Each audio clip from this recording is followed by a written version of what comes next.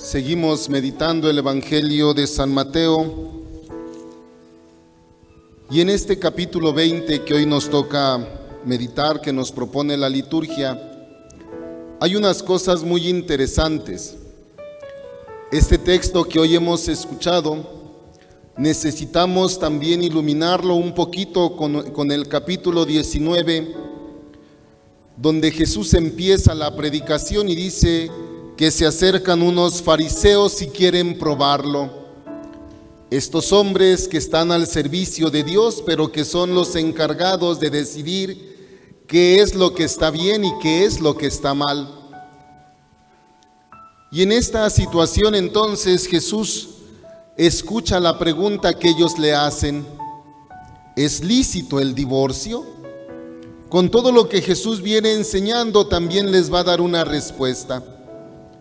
Después de este encuentro con los fariseos, viene el episodio del joven rico, un hombre que, queriendo alcanzar la vida eterna, está preocupado por lo que debe hacer en la vida y así alcanzar la vida con Dios, aquella vida que Dios ha prometido. Para él es prioritario: ¿qué debo hacer? ¿Qué obras debo hacer? Esa es la pregunta que le agobia a este joven. La respuesta de Jesús es muy sencilla: vive los mandamientos.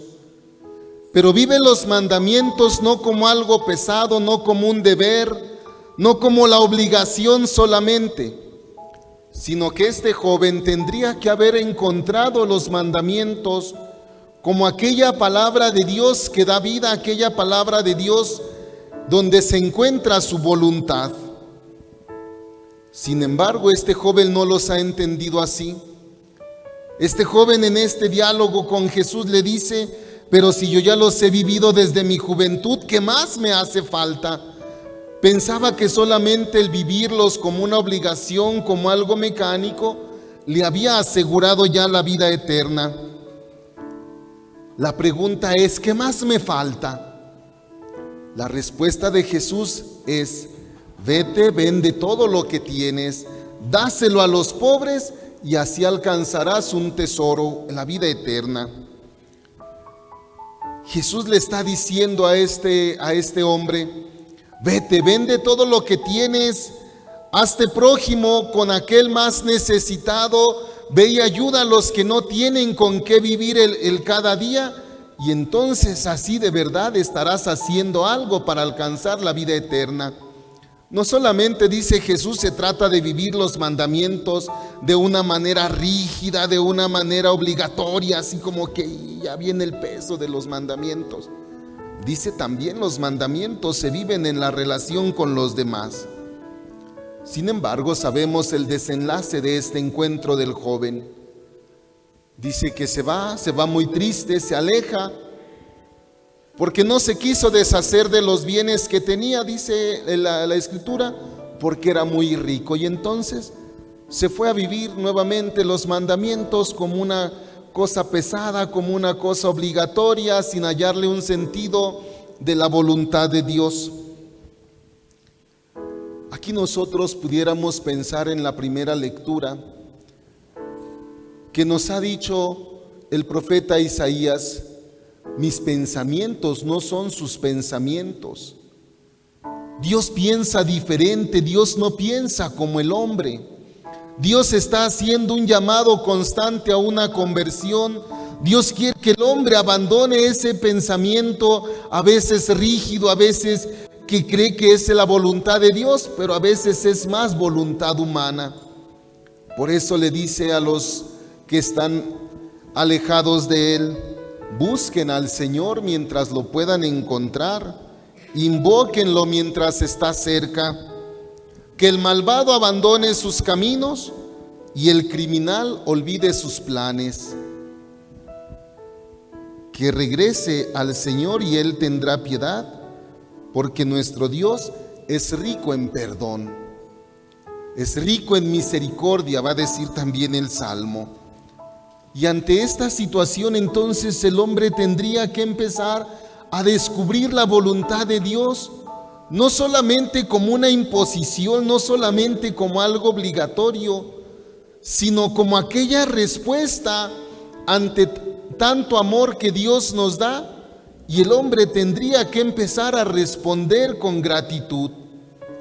Por eso hoy el Evangelio nos cuenta una parábola muy interesante. Jesús nunca dice, así es el reino de Dios, dice, es semejante, se parece. Y por eso Jesús hoy empieza a contarnos esta parábola. La hemos escuchado y dice, hay un propietario de una viña, hay un propietario de un campo que sale a buscar trabajadores. No es que los trabajadores hayan salido a decirle, oyes, me das trabajo, oyes, mira, tengo necesidad. Los trabajadores se paraban en medio de una plaza y ahí los dueños iban a contratar a todos aquellos. Así como se paran muchos también allí en la central de abastos, ¿no? No sé si han visto que tienen sus cartelones ahí, electricista, mecánico o alguna otra profesión que tengan o alguna cosa que sepan hacer. Ahí están parados esperando que alguien los contrate. Así estaban estos hombres también, dice, en la plaza, y el trabajador sale a buscar a estos trabajadores muy de mañana. Y a los primeros que encuentra, dice, les invita a trabajar en su viña, pero hacen un acuerdo. Los dos tienen que negociar. ¿Cuánto le va a pagar este hombre a los primeros que contrata? Un denario. Pero este hombre no se queda contento con decir, pues ya tengo algunos trabajadores, ya me voy ahora tranquilamente. Dice, sale también a media mañana y busca a otros, los encuentra, ¿y cuánto les promete pagarles?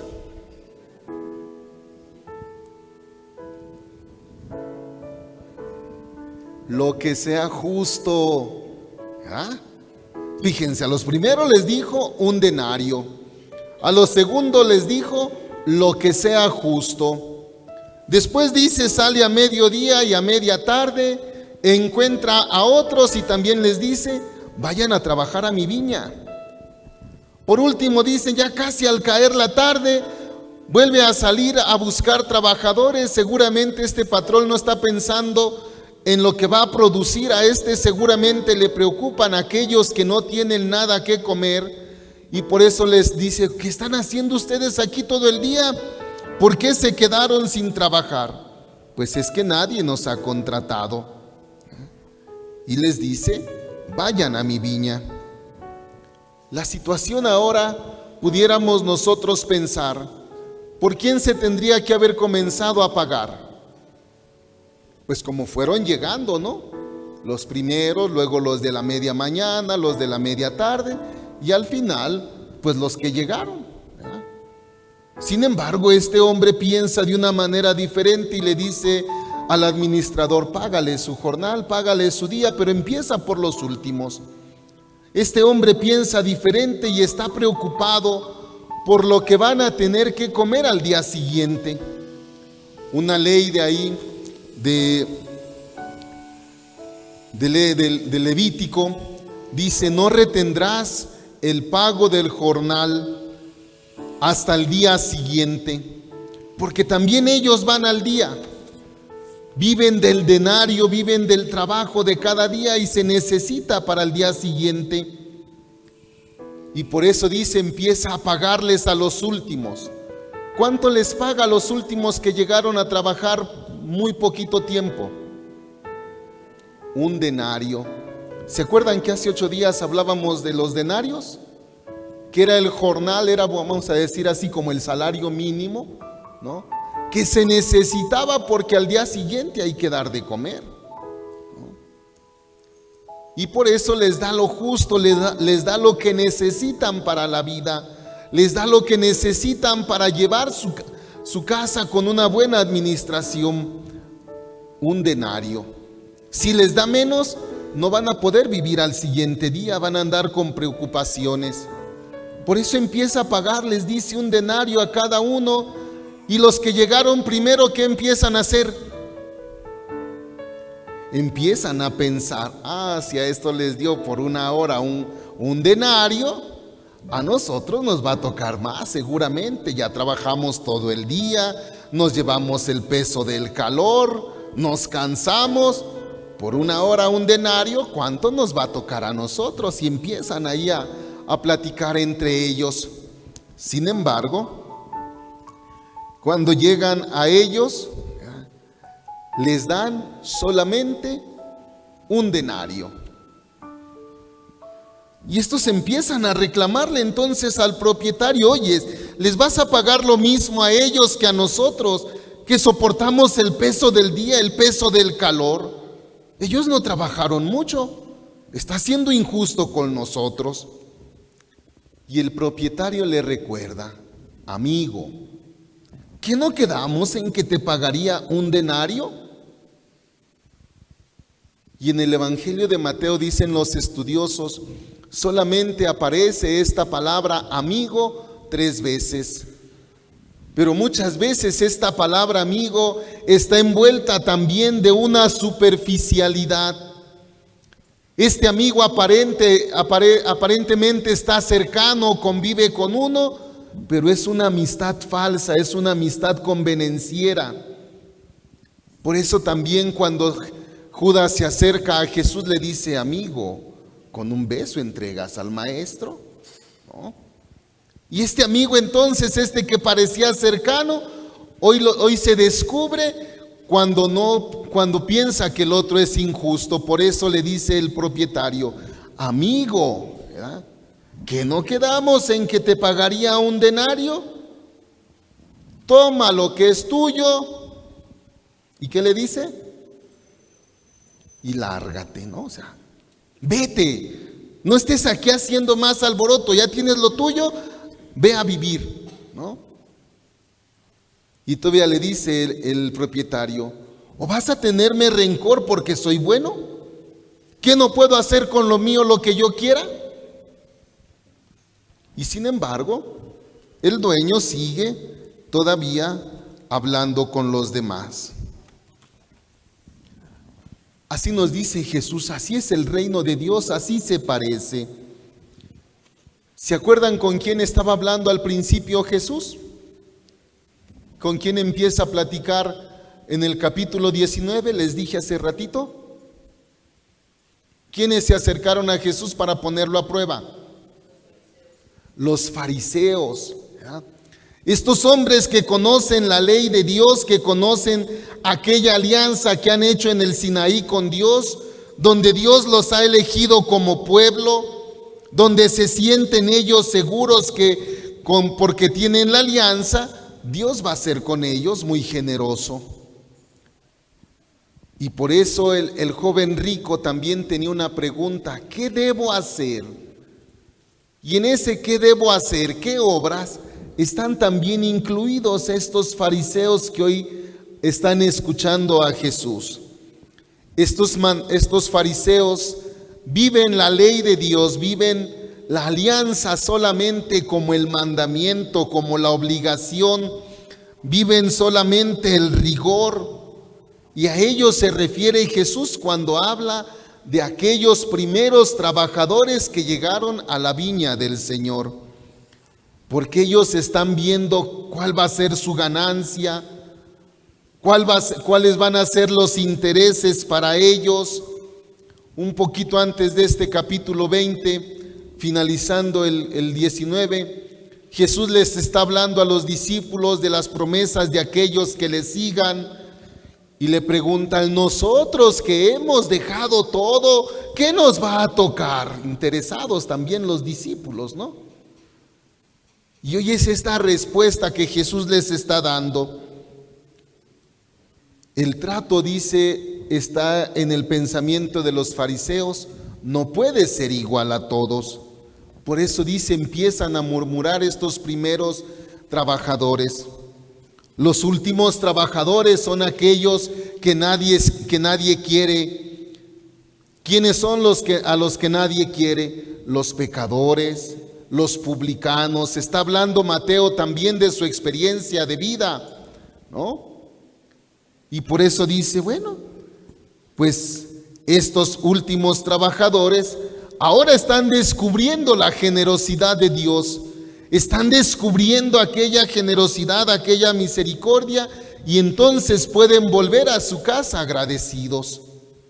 No así volverá un trabajador también que alcanza a encontrar a un patrón bueno que le da lo necesario para que viva al siguiente día.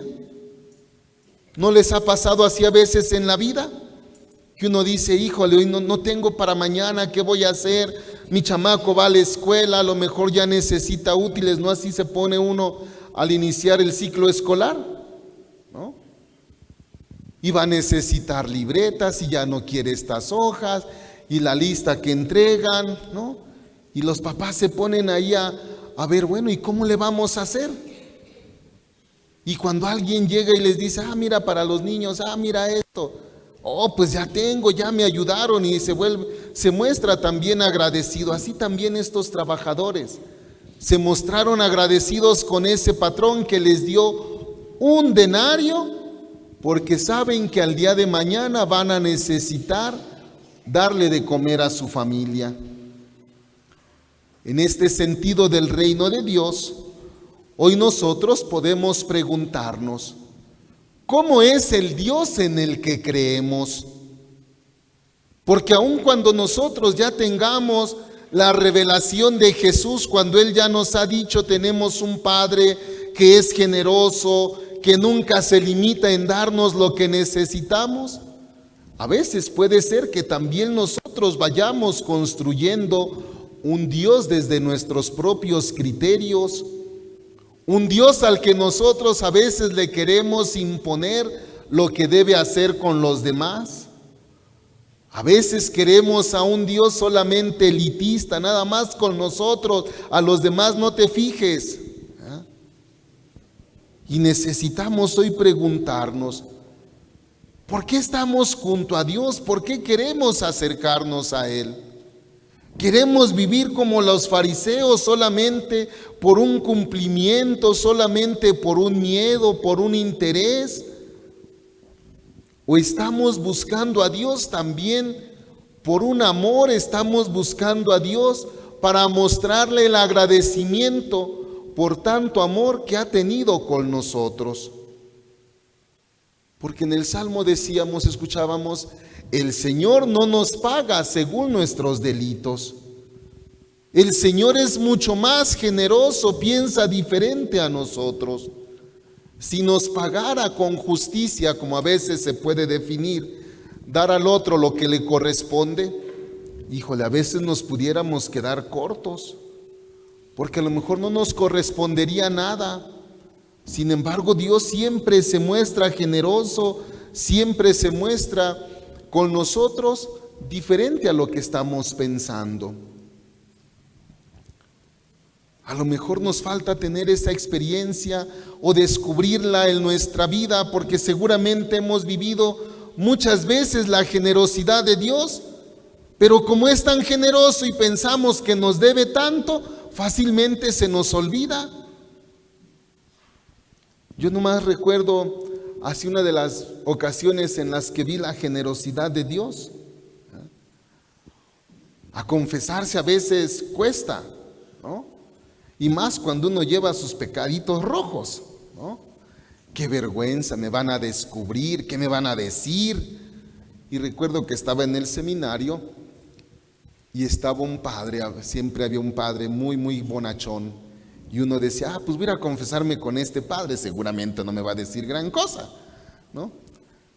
Y estaba otro que, híjole, no, yo no le tenía mucha confianza.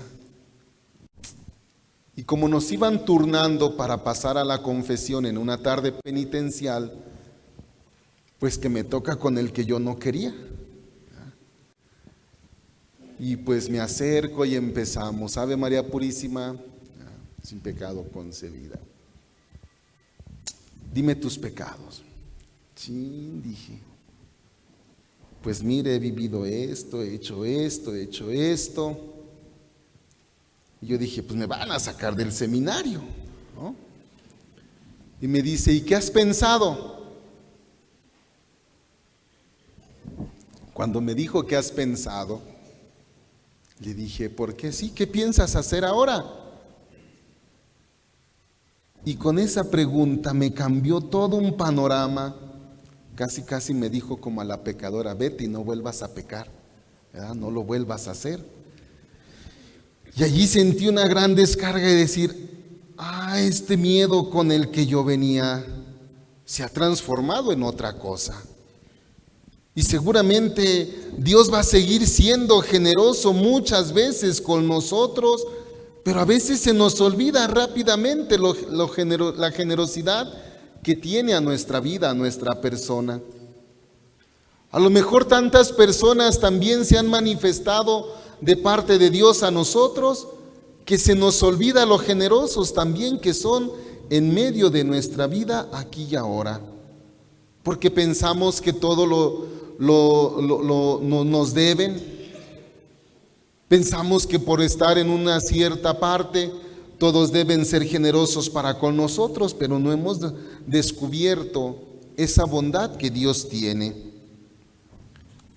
El Papa Benedicto nos invitaba a vivir el mandamiento del amor, porque es lo central del Evangelio.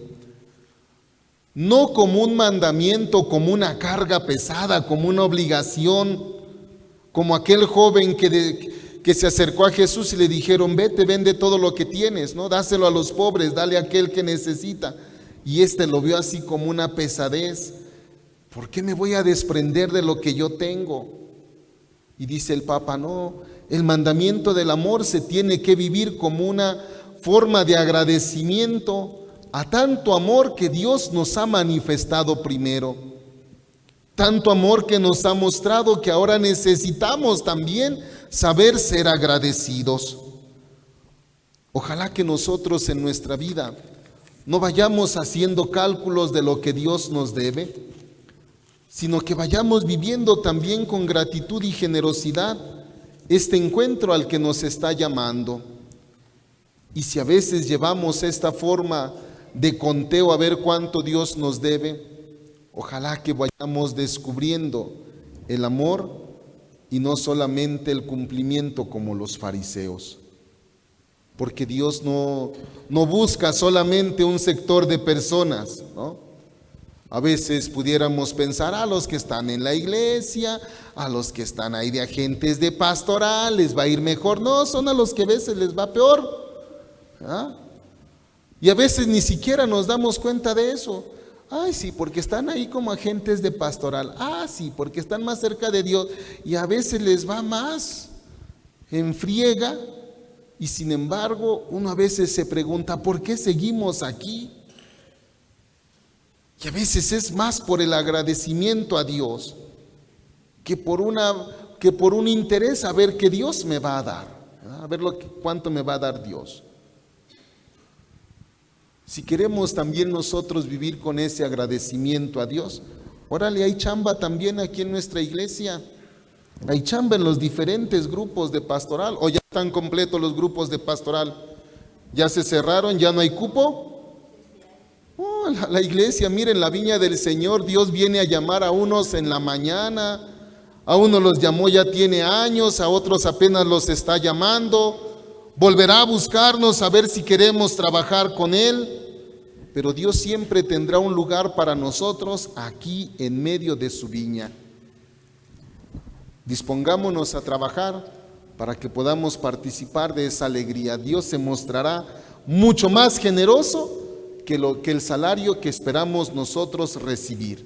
Aquellos que fueron una hora a trabajar, ganaron más, se sintieron más alegres por la recompensa que aquellos que están de manera rígida. Que el Señor toque nuestros corazones, que cuando salga a buscarnos, también estemos disponibles nosotros para trabajar con Él. Que el Señor nos siga bendiciendo. En el nombre del Padre, del Hijo y del Espíritu Santo. Amén. Vamos a ponernos de pie.